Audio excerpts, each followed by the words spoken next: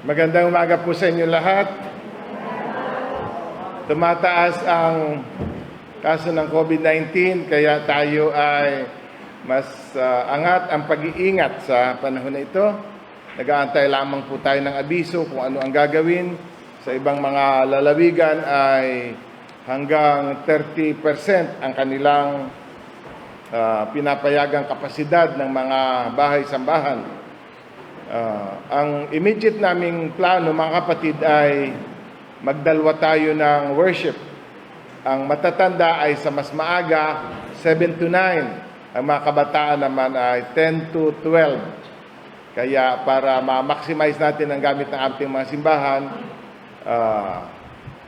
kung magdadalawang services tayo, ang pinakamabuti ay alas 7 ng umaga. Ang medyo adults at mga young people naman ay 10 to 12. May pag-itang isang oras para kung kailangang i-disinfect ang mga upuan bago ang sunod na service ay mas mainam.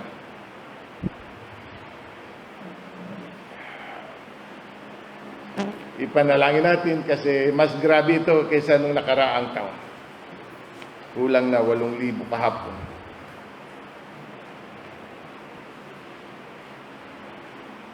Ang atin pong mahal na araw ay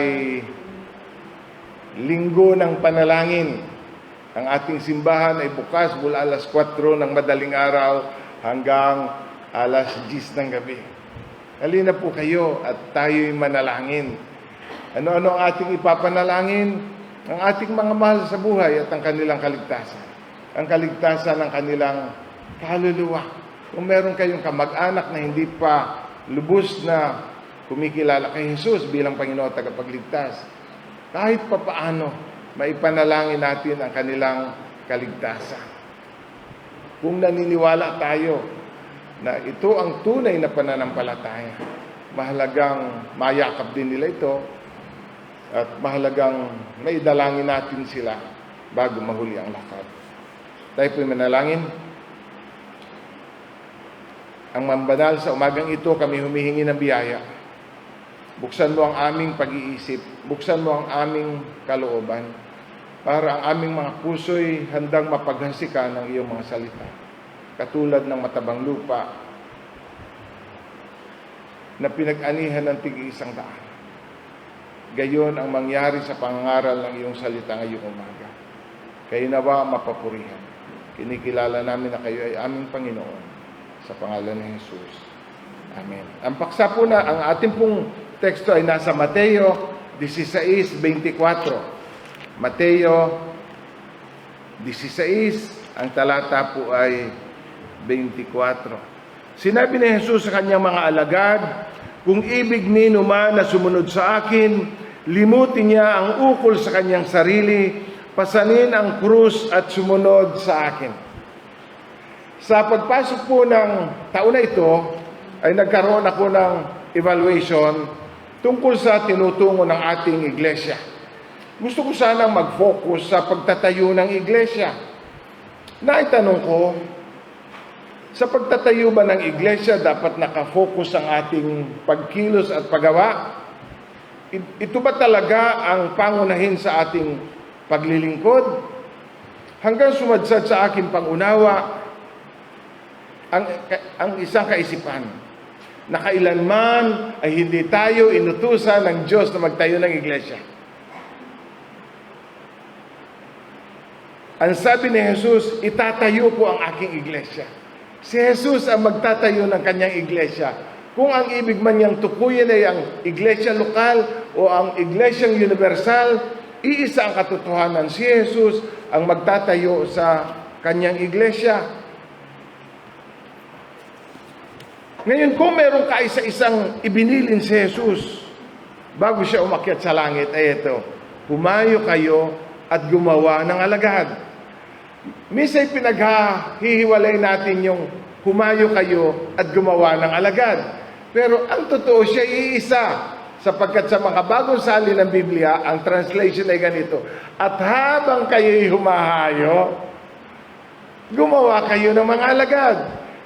Hindi pinaghihiwalay yung paghayo at paggawa ng alagad. Ang buong proseso na yon ay paggawa ng alagad. Ang paghayo ay paggawa ng mga alagad. At kailanman at natatayo ang buhay ng mga alagad, natatayo ang iglesia.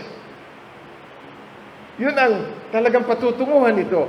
Kung ang buhay ng mga tao ay patungo sa pagiging tagasunod ni Jesus, ang iglesia ay matatayo at hindi titigil ang paggawa ng mga alagad. Ngayon, 2 buwan ang nakalipas ay tinanong ko ang ating mga leader, ano sa palagay ninyo ang isang alagad? Ano ang larawang pumapasok sa inyong isip kapag naririnig ninyo ang salitang alagad? Maaari baka kung ilarawan ninyo sa akin ang isang alagad para matiyak ko lang na pare-pareho ang ibig sabihin natin kapag ipinaliliwanag natin ang salitang alagad. Meron pong 40 tao na nagbigay ng kanilang pagsasalarawan kung ano ang alagad. Plano ko kasing pagsama-samahin ang lahat ng mga iniisip natin at gumawa ng isang pangkabuang larawan ng isang alagad. Na pag sinabi nating alagad, iisang bagay ang nasa isip natin. Iisang itsura ang ating sinisikap na ma-produce. Kasi tayo nga ang gagawa ng alagad. Dapat ang ginagawa natin ay pare-pareho at magkakamukha. Kasi iisa naman ang ibig tukuyin ni Jesus ng sabihin niyang aking alagad. Sa dictionary, ang simpleng definition ng alagad ay mag-aaral o learner. Isang nag-aaral at nasa ilalim ng pagtuturo ng isang guro. Yun ang ibig sabihin ng alagad. Kaya si Juan Bautista ay may alagad, ang mga Pariseo ay may alagad, ang mga Eskriba ay may alagad, si Jesus ay may alagad. Ibig sabihin nun ay mag-aaral. At sabi ko, kapag nagkaroon tayo ng malinaw na larawan ng isang alagad, ayon sa kanyang biblical picture, hindi tayo titigil hanggat hindi nakaka-produce ng ganong klaseng alagad ni Kristo. At ganito ang paglalarawang nabuo. Ang alagad ay isang taong nakaranas ng kapanganakang muli, na ang buhay ay ganap na nakatalaga sa pagsunod kay Jesus, sa kanyang salita, sa kanyang halimbawa, at sa kanyang misyon sa mundo. Ulitin ko po, ang isang alagad ay isang taong nakaranas ng kapanganakang muli, na ang buhay ay ganap na nakatalaga sa pagsunod kay Jesus, sa kanyang salita, sa kanyang halimbawa, at sa kanyang misyon sa mundo. At least, nagkakaisa tayo sa ating definition, at nagkakaisa tayo sa isang picture, na ang alagad ni Jesus ay isang tao nakaranas ng kapanganakang muli, na ang buhay ay ganap na nakatalaga upang sundin siya sa kanyang salita, sa kanyang halimbawa, at sa kanyang misyon sa mundo. So, ano ang dalawang mahalagang katangian na hinahanap natin sa isang tunay na alagad? Dalawa lang ang mahalagang katangian hinahanap natin. Una ay yung genuine conversion. Talaga bang na-born again? Padalawa, yung meron genuine commitment. Talaga bang desididong sumunod kay Jesus? Dalawa lamang ang katangiang hinahanap natin sa alagad ni Kristo. Tunay nga bagang ipinanganak na muli? At padalawa, tunay nga bagang ibinigay ang buhay kay Jesus upang sumunod sa Kanya? Alam niyo, ang commitment ang nagbibigay ng malaking pagkakaiba sa pangkaraniwang born-again Christian at sa isang alagad ni Kristo. Mga kapatid, langit at lupa ang pagkakaiba ng dalawa. Ang dalawa ay magkaibang karanasan.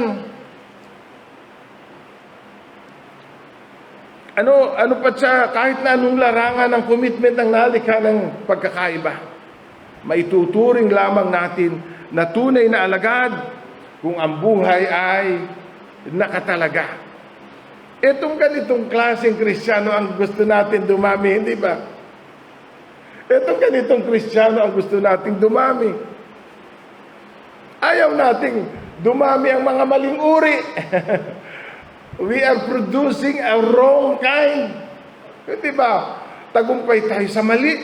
Isipin mo kung tayo nag-invest ng 20, 30 taon ng buhay natin, katulad namin. Tapos ang na-produce pala natin ay maling produkto. Hindi pala gayong klase ang nais ni Jesus na gawin natin. Kaya sabi ko sa ating 4 na pastor, tayo manalangin at liwanagin natin ano bang klase ng mga tagasunod ni Kristo ang napoproduce natin.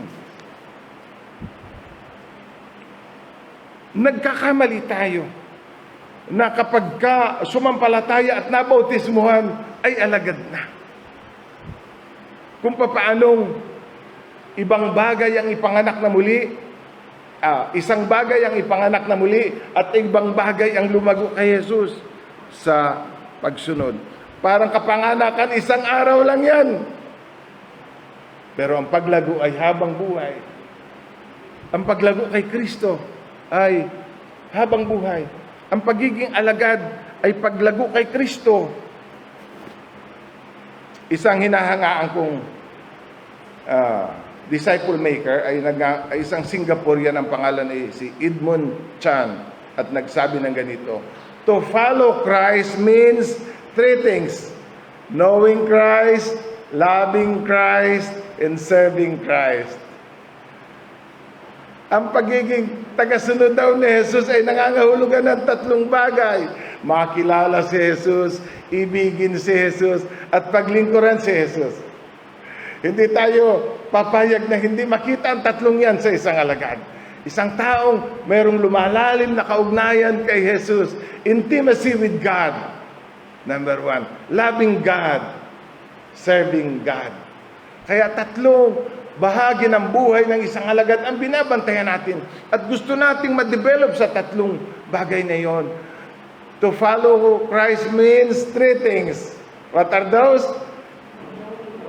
Knowing Christ, loving Christ, and serving Christ. Hindi tayo papayag na kapos sa 3 pamantayan na yon, na isang alagad ay tunay na kinikilala at lumalalim ang pagkakilala sa Kanya. Tunay na may matamis na pagmamahal sa Kanya araw-araw at ipinaglilingkod ang buhay sa Kanya. Merong hinihingi ang pagiging alagad. At yun ang paksa natin ngayong umaga. Mga hinihingi sa pagiging alagad ni Jesus. At sinabi niya sa Mateo 16:24. Babasahin ko sa English. Then Jesus said to His disciples, whoever wants to be my disciple must deny themselves and take up the cross and follow me. Sa New Living Translation, then Jesus said to His disciples, if anyone wants to be my follower, kaya yung follower at yung disciple at yung alagad at yung tagasunod ni Kristo, iisa ang tinutukoy. Iisa ang tinutukoy. Follower of Christ, disciple of Christ, tagasunod ni Jesus, alagad ni Jesus, iisa ang ibig sabihin. Ano raw ang hinihingi? Ngayong umaga ang paksa natin. Sabi sa mabuting balita, ay limutin niya ang ukol sa kanyang sarili. Deny themselves. Limutin ang ukol sa kanyang sarili. Yun ang unang hinihingi ng pagiging alagad. Ang limutin ang ukol sa kanyang sarili. Ano ba talaga ang ibig sabihin ng deny themselves? Sa Amplified Bible, set aside selfish interest. Maliwanag na ba ang ibig sabihin ng tanggihan ng sarili, talikuran ng sarili, limutin ng sarili, deny themselves? Ang ibig sabihin ay set aside selfish interest. Ang isang alagad, isinasa isang tabi ang mga bagay na pansarili. Yun ang isang hinihingi sa pagiging alagad. Kailangan mong isa-isang tabi ang tungkol at ukol sa iyong sarili. Yan ang unang hinihingi. Ang unang hinihingi sa pagiging alagad ay yung hindi na tayo mabuhay para sa ating sarili. Hindi ba yun ang sinabi ni Pablo na kung si Jesus ay nabuhay at namatay para sa atin, para tayo ay hindi na mabuhay pa para sa ating sarili. Mamatay sa sarili, limutin ang sarili. Noong nagpasya Ang isang alagad na sumunod kay Jesus, ang buhay niya ay hindi na kanya. Hindi na siya ang nabubuhay. Ang sabi ni Pablo, hindi na ako ang nabubuhay, kundi si Kristo na ang nabubuhay sa akin. At ang buhay na ikinabubuhay ko ngayon sa laman, ay ikinabubuhay ko sa pananampalataya sa anak ng Diyos na sa akin ay namatay at ibinigay ang kanyang buhay para sa akin. Kaya, kung nais mong maging alagad, sabihin mo sa katabi mo, huwag kang magtira para sa iyong sarili. Huwag kang magtira. Ang problema kasi sa mga tao makasarili, ina-safety mo na yung sa kanyang sarili.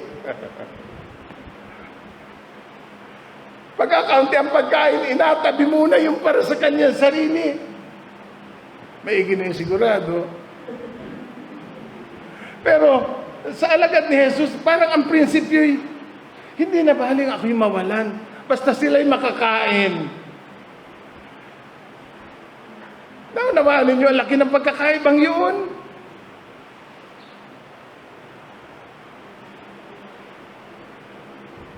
Na mapahamak na ako'y wag laman sila. Ay, yung mga tao ngayon ay, mamatay na sila, wag lamang ako.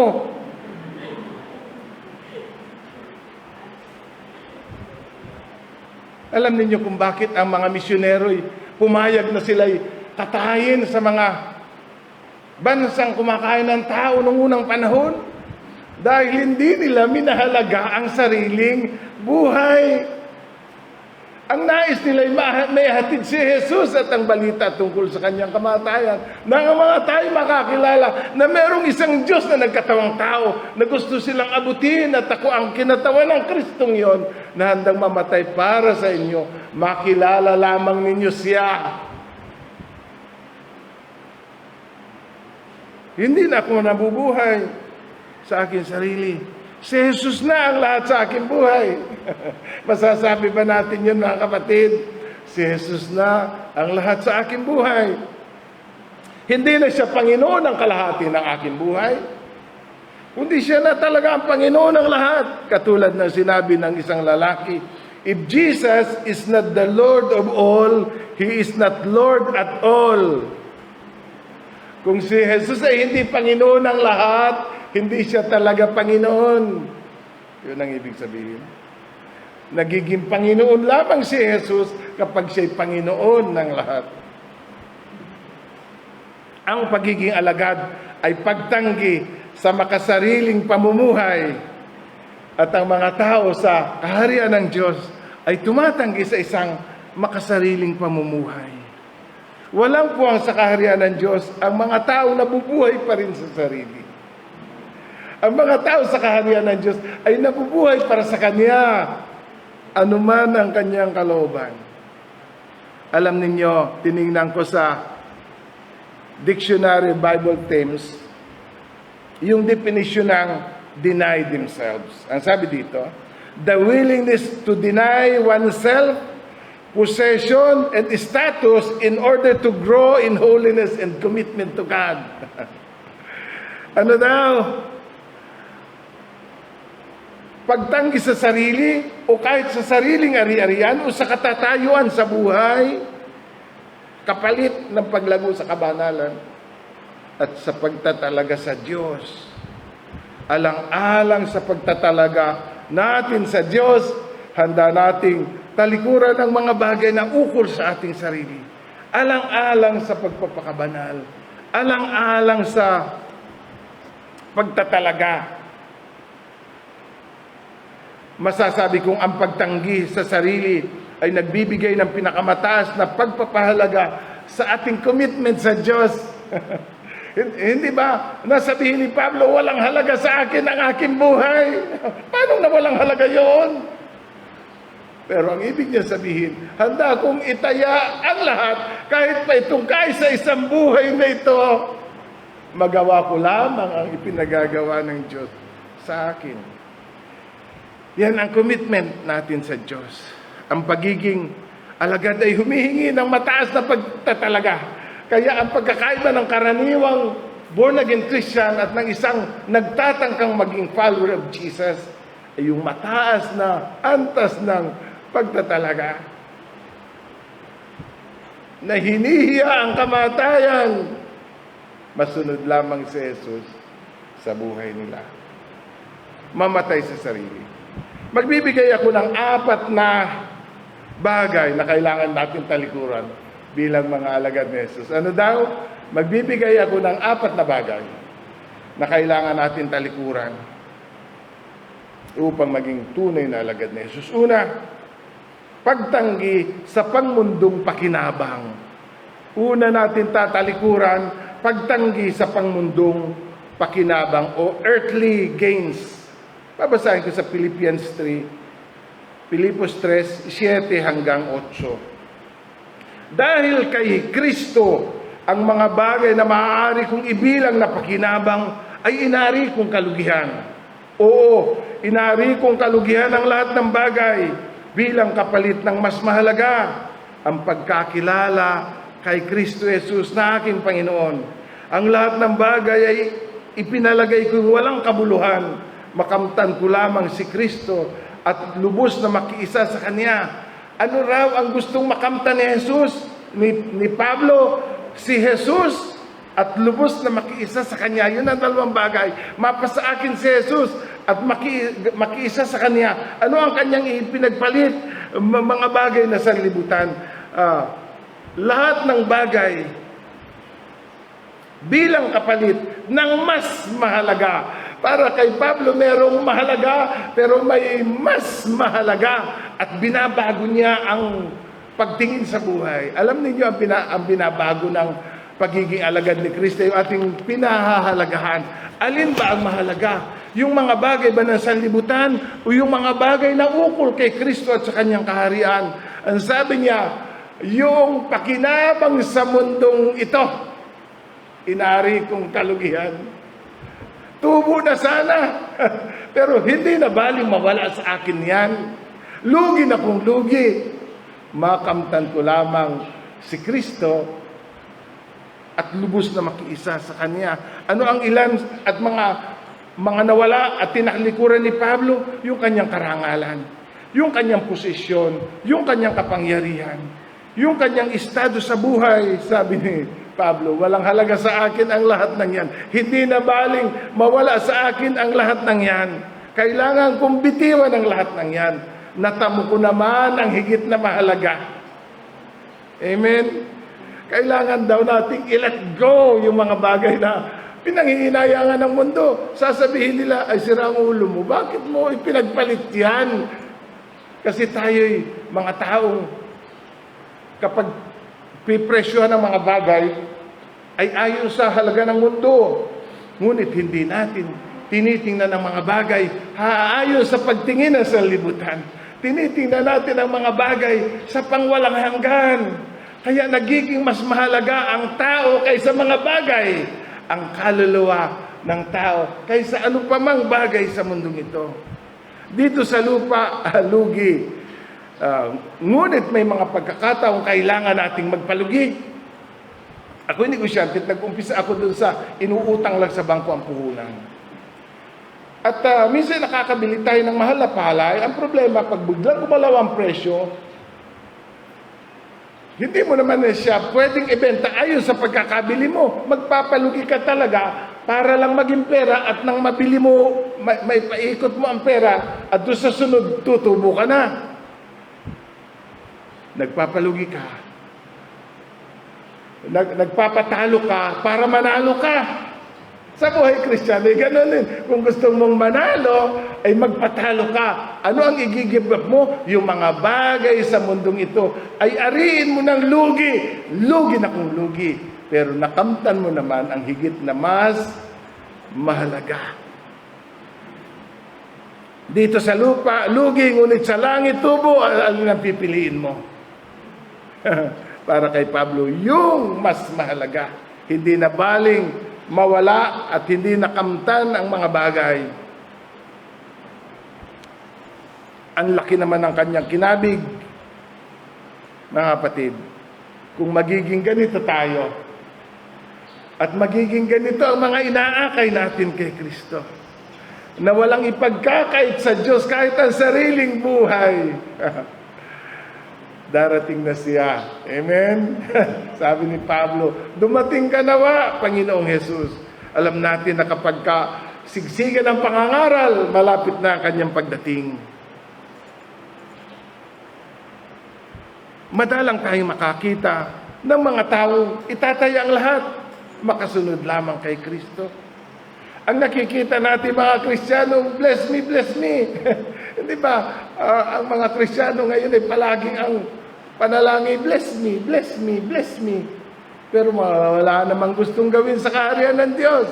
Mga Kristiyano gusto tatanggap ng tatanggap ng tatanggap, pero walang gustong ibigay.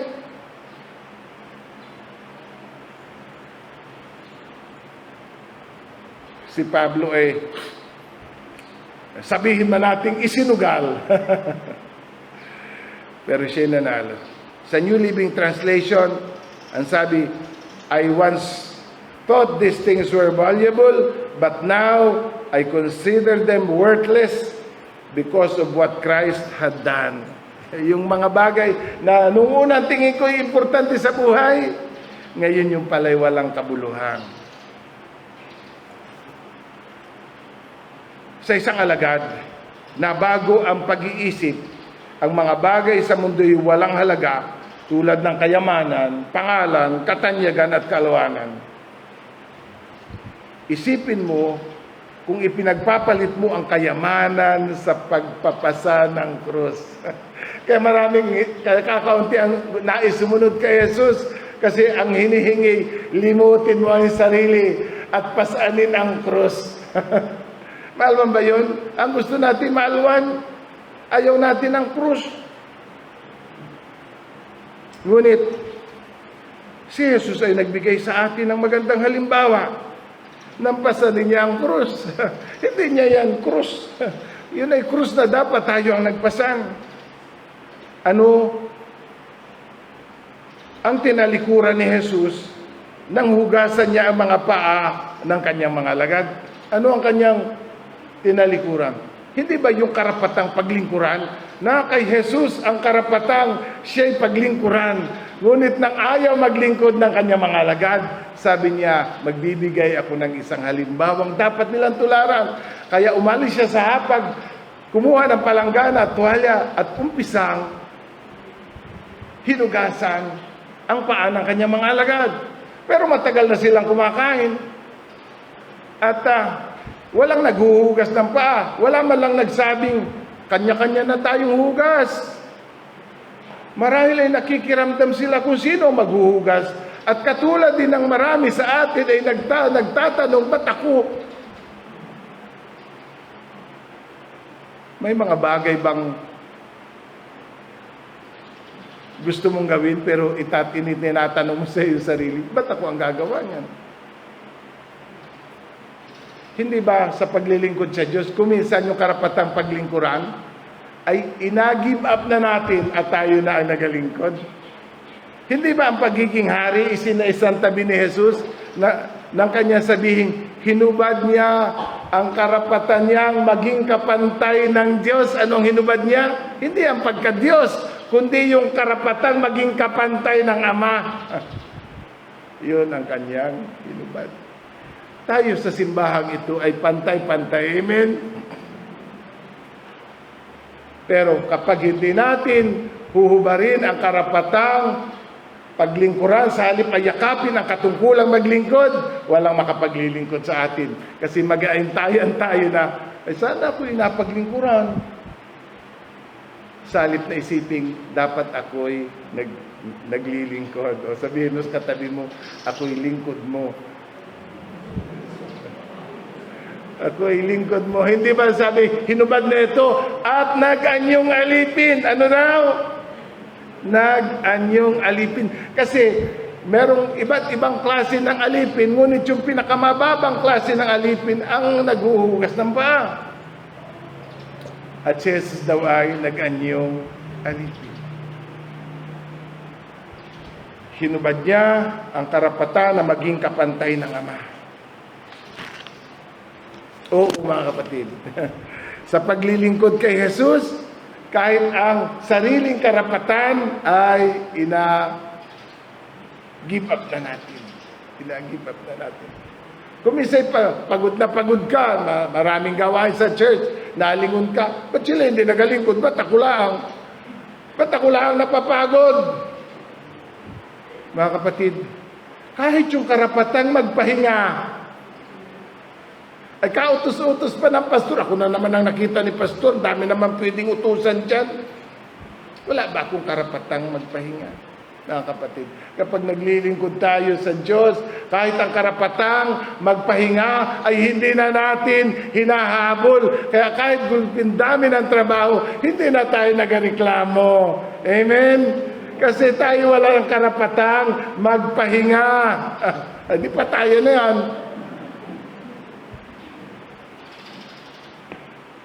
Naunawaan ninyo?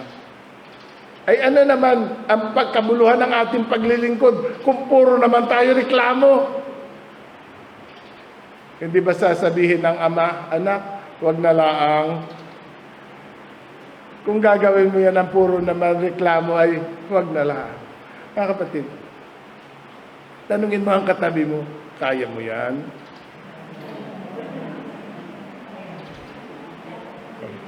Sa kaharian ng Diyos, walang reklamo. Kasi tayo mga aliping walang kabuluhan, sabi ng Biblia. Kami mga aliping walang kabuluhan, ginawa lamang namin ang aming tungkulin.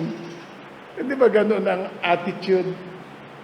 Sabi ng Panginoon, kapag baga yung alipin naglingkod sa kanyang amo, siya bagay mag-aantay ng pasasalamat. Hindi. Ano ang sasabihin niya? Kami mga aliping walang kabuluhan, ginawa lamang namin ang aming tungkulin. Amen? Attitude. Alam niyo ang malaking pagkakaiba ng tunay na alagad ay attitude. Padalawa, pagtanggi sa makalamang pagnanasa. Ano nga kanina? Pagtanggi sa pangmundong pakinabang o earthly gains. Padalwa, pagtanggi sa makalamang pagnanasa. Sa Galatia 5:24, at pinatay ng mga nakipag-isa kay Kristo ang likas nating pagkatao kasama ang masasamang pita nito. Masasamang pita, pero sa ESV version, and those who belong to Christ have crucified the flesh with its passions and desires. Passions, may S. Desires, may S. Anong ibig sabihin yan? Marami nating masasamang pita. Marami nating masasamang nasa. Yun daw ay ating araw-araw na tatanggihan. Tatanggihan. Nakakaramdam tayo ng pagnanasa, pero hindi tayo nabigay. Sabi mo sa katabi mo, huwag kang bibigay. Tayo nasa laman, nararamdaman natin yan. Kuminsan ang pagnanasa ay naghuhumiyaw. Pero nilalabanan natin yan. Pinapatay natin yan. Hindi natin binibigyan ng pagkakataong kontrolin tayo. Dahil nung una laman ang kumukontrol sa atin. Ngayon ay ang Espiritu na ni Kristo ang nakatira sa atin. Gusto na natin tayo pangunahan niya sa buong buhay natin. Tayo ay nasa ilalim ng pagkapanginoon ni Kristo. Anumang suggestion ng laman, say no! Meron na tayong kakayanang magsabing hindi. At ang pagiging alagad ni Kristo ay araw-araw na pagtanggi sa pita ng laman. Tanggihan yung passions and desires of the flesh. Ano ang iminumungkahi nito? Na ang kasamaan ng laman ay nasa iba't ibang anyo na nag-manifest at nag-suggest araw-araw. Tinatanggihan natin yan dahil alam natin na tayo nasa laman, pero hindi tayo makalaman. Amen? Tayo nasa physical, nasa flesh, pero hindi tayo makalaman. Dahil hindi tayo natin pinagbibigyan ang tawag na laman, tinatanggihan na natin yan. Makapagsasabi na tayo ng hindi sa lahat ng karumihan, sa kalaswaan, sa pandaraya. Bagamat tayo'y inaakit, tayo nakapagsasabing hindi. Baka yung mga kasama natin nung araw, kasama natin sa bisyo, nagsasabi na tayo ng hindi sa droga, sa paglalasing, sa immoralidad. Kapag andyan na, parang napapagusto na rin tayong balikan. Kasi alam natin na ang mga kasalanan ay may kasay. Dahil ginawa natin noon, alam natin na yun ay pleasurable. Naunawaan natin. Dahil ginawa na natin yun, alam natin na yun ay may dalang pansamantalang kasiyahan. Pero dahil tayo tagasunod ni Kristo, palagi nating sinasabing hindi, talagang hindi. Para si Agustin, ay babaero, ay naroon ng barkada, ito, dating gawi. Sabi niya, pasensya na, si Agustin nakilala rin niya matagal ng patay, iba na ito. Iba na. Iba na. Sa Roma 8:13, ganito ang sabi.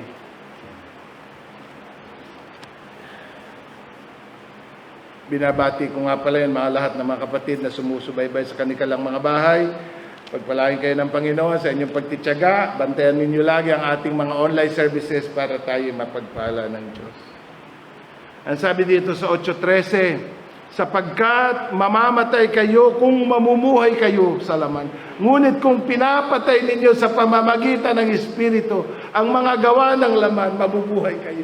Ngunit kung pinapatay, ibig sabihin ay nagpapatuloy na aksyon. Paano ba naman patayin yung hindi mamatay-matay? Ay, naku. Kapatid, naisip ninyo sabi ni Pablo, patayin ninyo.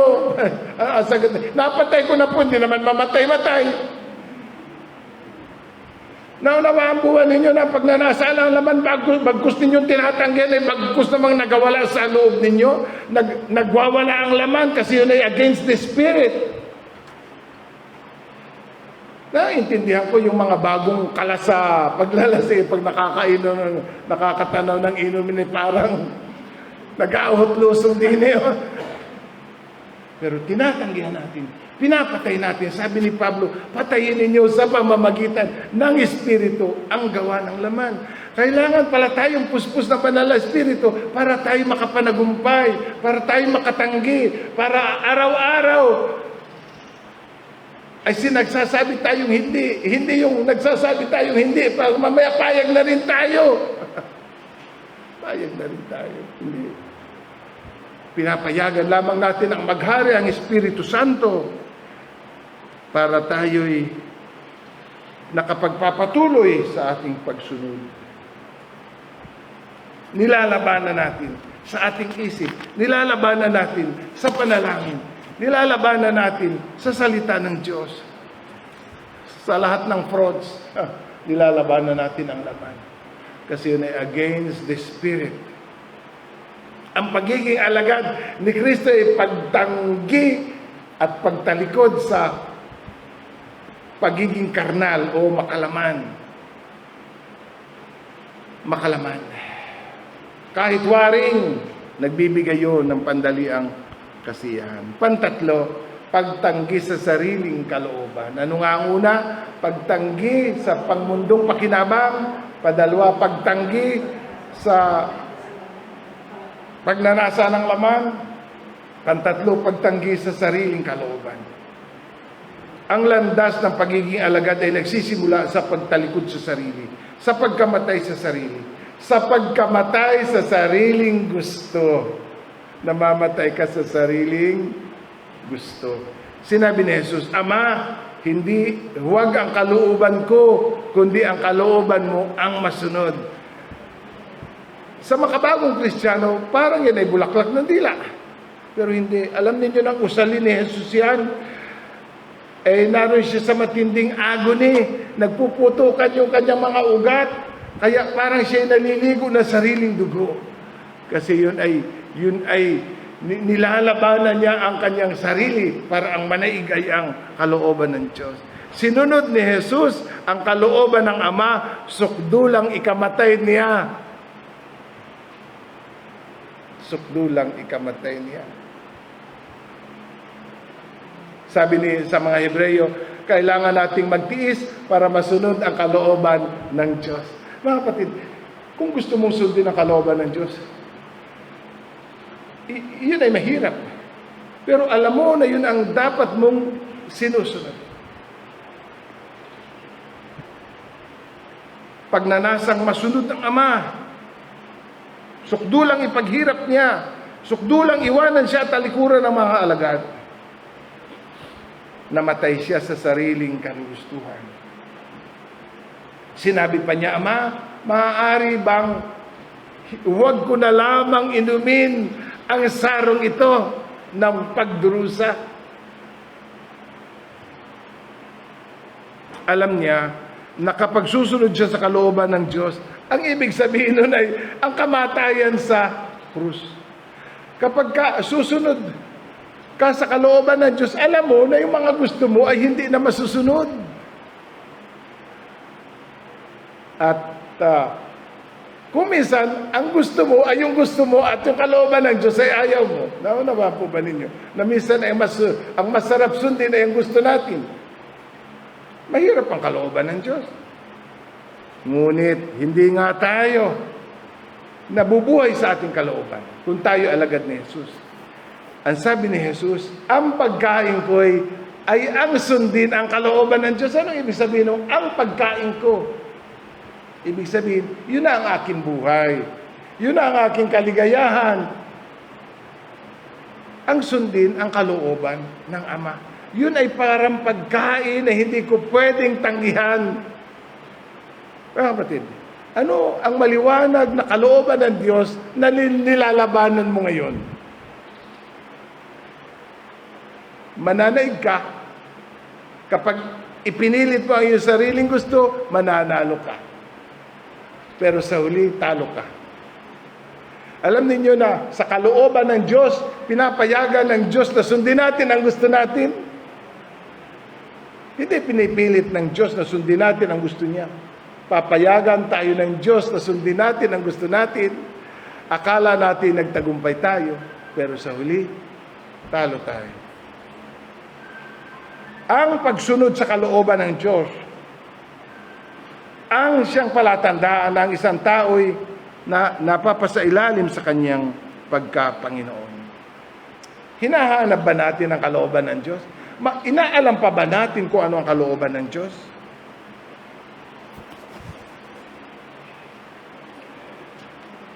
Merong isang dalaga, wala dito. Pero isang dalaga ay magatanan. Magatanan. Ang sabi ng binata, bago magtanan, anong desisyon mo? Pwede ka pang umatras. Ang inatanong ay Kristiyano, ang lalaki ay hindi Kristiyano. Ang lalaki ay hindi Kristiyano. Ay, ang lalaki ay hindi Kristiyano. Tinatanong si dalaga, pwede ka pang umatras. Ang sabi ng dalaga, tuloy na natin ito.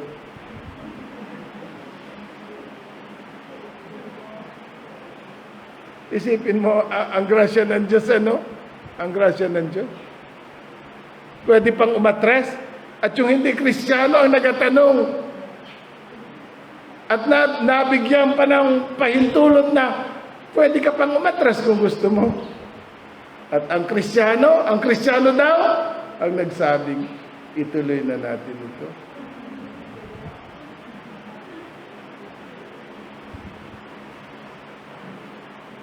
Pag hindi naubos ang buhok ng inyong pastor, ewan ko na lang.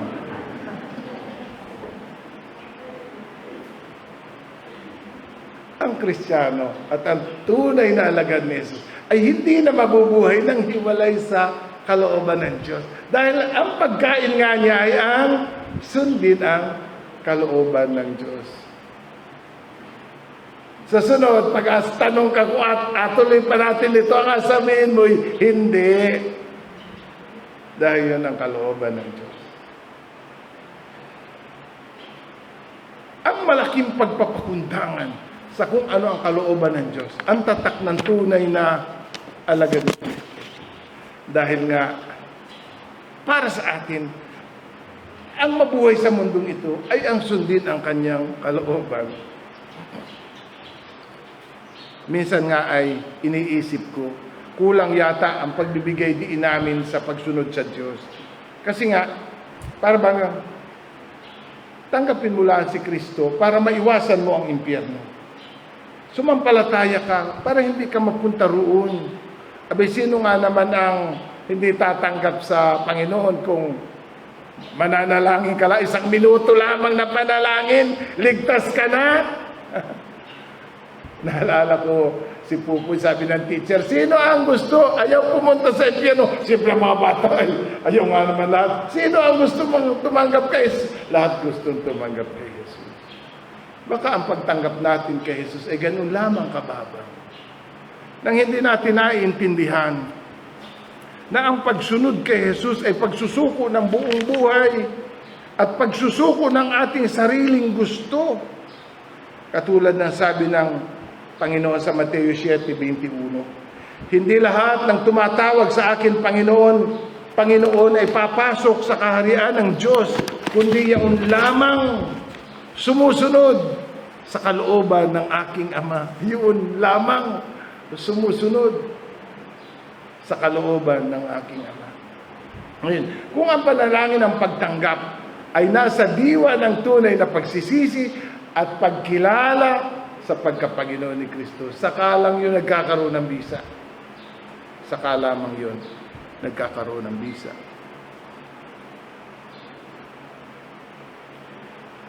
Madalas ang naghahari sa atin ay yung mayabang na ako. Alam, yung letter I, tuwid na tuwid. Yung letter I, tuwid na tuwid, tigas na tigas. At parang hindi pwedeng yumuko. Kapag ang naghahari sa ating buhay ay yung mayabang na ako. Dapat yun ay binabaluktot para maging letter C, Christ, na marunong magpailalim sa kalooban ng Diyos. Sabi ni Jesus sa Mateo 5:10, mapalad ang pinag-uusig dahil sa pagsunod sa kalooban ng Diyos. Ang pagsunod sa kalooban ng Diyos, kung minsan ay may kasamang pag-uusig. Kaya iniiwasan natin yun hanggat maaari. Ngunit bilang mga alagad ni Jesus, meron ba tayong pwedeng pagpipilian? Kaya nga mas pinili ng mga unang alagad ang kamatayan kaysa ang lumabas sa kalooban ng Diyos. Ay kung ang kalooban ng Diyos ay kami mamatay, ay di mamatay. Di mamatay. Hindi nila iniwasan ang pag-uusig kung yun ay bilang pagsunod sa kalooban ng Diyos. Panghuli at ang-4, pagtanggi sa sariling kapakanan. Sabi sa Filipos 2:4, ipagmalasakit ninyo ang kapakanan ng iba, hindi lamang ang inyong sarili. Sabi sa Ingles, let each one of you look not only to his own interest, but also to the interest of others. Ang pagtanggi sa sarili nangangahulugan na alang-alang kay Jesus. Handa akong magparaya, alang-alang kay Jesus. Maaari ko namang ipagpahuli ang sarili, alang-alang kay Jesus. Pwede ko nang baliwalain ang para sa aking sarili, para sa kapakanan ng ibang tao. Ang alagad ni Jesus ay, nung araw na napakahigpit pa sa China, kapag sila'y hinuhuli at tinatanong kung sino ang leader, lahat tataas. Kaya nalilito yung mga mahuli. Ay, lahat tataas. Sino ang leader dito? Lahat tataas. Kasi ayaw nilang ipagkalulong ang kanilang leader. Para kahit sino sa amin ang patayin, okay lamang sa amin. Okay lamang sa amin. Pili na kung sino gusto mong patay sa amin. At pagdating ng pag-uusig, hindi nila itinuturo kahit sila patayin. Hindi nila inaturo ang kanilang kasamahan. Kasi ang tinitingnan nila ay ang aming buhay ay ibinigay na namin kay Jesus at wala na kaming karapatan na angkinin pa ito. Kaya kung sa pagkakataong ito hinihingi ang aming buhay, ibibigay namin. Isipin nyo sa huling araw, sabi ng kasulatan, ipagkakanulo ng isa't isa, ang isa't isa. Isipin mo yun. Kung ang kasama mo hindi tunay na alagad ni Kristo, pag-aahuli kayo, aturo ka. Yan po, si Pastor Manny, yan po, mga kapitbahay na yan, makasama po nila yan. Pero mga tunay na alagad ni Jesus, hindi nila itinatato ang pananampalataya, hindi nila ipinagkakalulo ang isa't isa, sa halip itinataya nila ang buhay nila para sa iba. Yan halimbawang ipinakita ng pagkakatawang tao ni Jesus. Sa aking pagtatapos, yung mabuhay para isang tao ay nilalarawan ng krus. Tingnan mo si Jesus na nakabayubay sa krus. Yun ba'y para sa kanyang sarili? Hindi kahit konti. Yun ay para sa ibang tao. Nabuhay para sa iba at para sa kapakanan ng iba. Alam ni Jesus na ang pinakamalaking hadlang para maging kapaki-pakinabang ay ang sarili at ang pag-una sa sarili. Kapag inuuna pa naman natin ang ating sarili, hindi natin namamalaya tayo nagiging makasarili. Ang gusto kasi natin tayo unahin. Sa eroplano, yung mga suki ng eroplano, meron priority pass. Isang klaseng card na pakita mo ikaw ang unang papasok. Priority. Para ngayon may bakuna. Hindi naman tayo magpasaksak. Dahil hindi naman tayo priority. Parang kanila lamang yon sa panahon ngayon. Masama ang pakiramdam natin pag tayo pinagpapahuli. Ang gusto kasi natin ay tratunin tayo ng espesyal. Pero sa karya ng Diyos, hinahayaan natin na ang iba ay mauna at ang sarili ang mahuli. Ang sabi ni Jesus sa aking pagtatapos, sa John 12:24, tandaan ninyo, 12:24 ng Juan. Tandaan niyo, baka magamit ninyo sa inyong mga cell meeting. John 12:24, tandaan ninyo, malibang mahulog sa lupa ang butil ng trigo at mamatay, mananatili itong nag-iisa. Ngunit kung mamatay, ito'y mamumunga ng marami.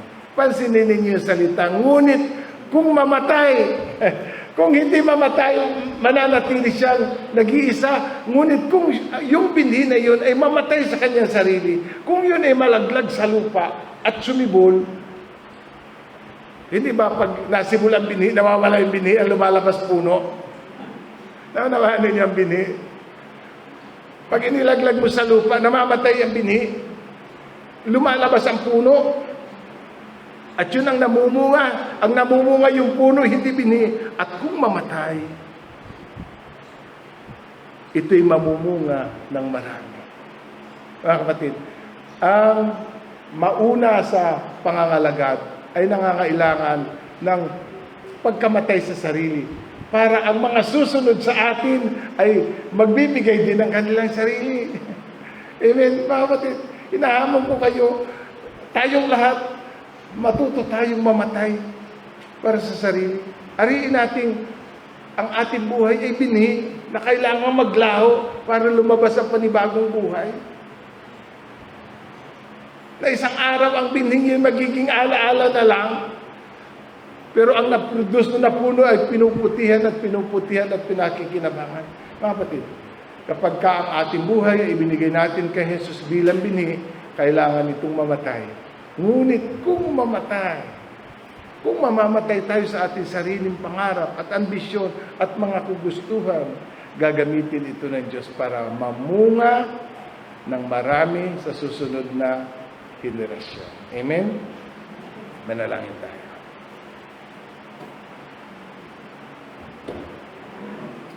Marahil nga, Panginoon, ay kailangang dumami ang uri ng Kristiyano na iaalay ang kanilang sarili bilang binhi. Handang mamatay, handang maglaho, handang magpaubaya para ang Ebanghelyo mo ay lumaganap at mamunga ng marami. Panginoon, ang mga salitang ito'y bubulayin namin sa aming pag-uwi. At kung anumang hindi patag sa aming kalooban, tulungan mo kami, Banal na Espiritu, na ito'y sundin. Mangyari ang inyong kalooban. Sa pangalan ng aming Panginoon Jesus.